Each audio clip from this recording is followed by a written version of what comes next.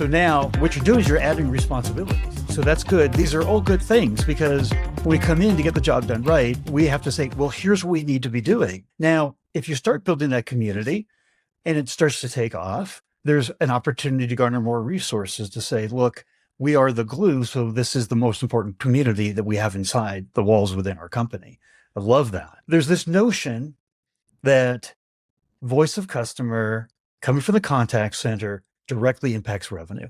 And you can infer that from a lot of things that we've already been saying. But you talk about having it tied to customer lifetime value, net reoccurring revenue, NNR, key KPIs that every important decision maker in the company is looking at. So we can say, hey, we're important. We helped out with that product launch. We did this. And so inferring, we're kind of like a couple of steps removed, at least, because, we have the conversations, we translate the conversations, we build that community, we share it, hopefully they do something with it, and then that will impact revenue. So I'm interested on your thoughts about the connection to customer lifetime value and NNR and how you think about making those connections internally. I think the main way that I think about them is that we are, in some ways, as you said, a few steps removed, but that's only in the, let's say, traditional view or this conservative view of the way that contact centers are kind of maybe this kind of post-purchase support organization or a pre-purchase organization. But what we've worked to establish, and I think that we've done very well, is worked to make the journey as flat as possible, the customer journey, our sort of end consumer really buying the products.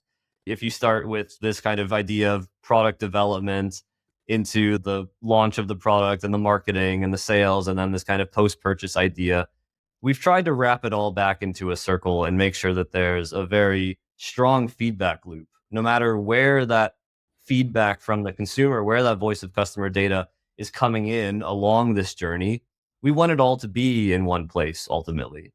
And whether you are a product company like we are, and we generally connect all of those voice of consumer touch points back to a product, is sort of natural for us, but maybe a service company or whatever it may be, there's always some kind of central point where it makes sense to tie the data. Maybe you connect it back even to the individual customer.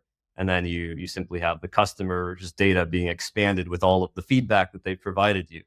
But I think that's helped us quite a lot to not have this idea of being so far removed. And there's always work that can be done to further that. But when it comes to things like customer lifetime value or net recurring revenue in particular, I think that's also helpful in the sense that by centralizing all of the touch points, all the data coming from these touch points along the journey, you get into a position where you can start to concretely improve marketing or things that more traditionally are viewed as what might increase customer lifetime value or net recurring revenue. Like, let's market more, let's sell more, let's personalize. And that's where you start getting into this, that you say like, okay, well, maybe you could personalize because that you want to target consumers between 30 and 40 living in a certain country or whatever it may be. But you can start to say things like, no, actually, we know the reason that the person called us most recently, and we know based on their survey feedback that they were very happy with us. So let's do something different for this consumer in the marketing messaging versus the consumer who had, unfortunately, maybe a bad experience or they didn't like the product. Can we understand why they didn't like the product and offer them something that they would like? And that's where I think you start to get into this idea of more advanced, true personalization, where we really understand not only the customer themselves, like their age, demographics, and so on, but we understand their feelings towards the brand. We understand the experiences that they've had with our products and the way that we can then tailor our messaging towards them sort of based on that information. And then I think you start really seeing that voice of consumer insights is directly driving things like customer lifetime value or net recurring revenue. And that's, I think, a different way than trying to show people the research about Net Promoter Score, for example. I think everyone knows that Net Promoter Score is researched and represents the companies that have the most growth over time. But yeah, does it work for me? Does it work for my company? These kinds of questions are very difficult to prove. It requires some kinds of long-term consistent surveying and then statistical analysis and so on.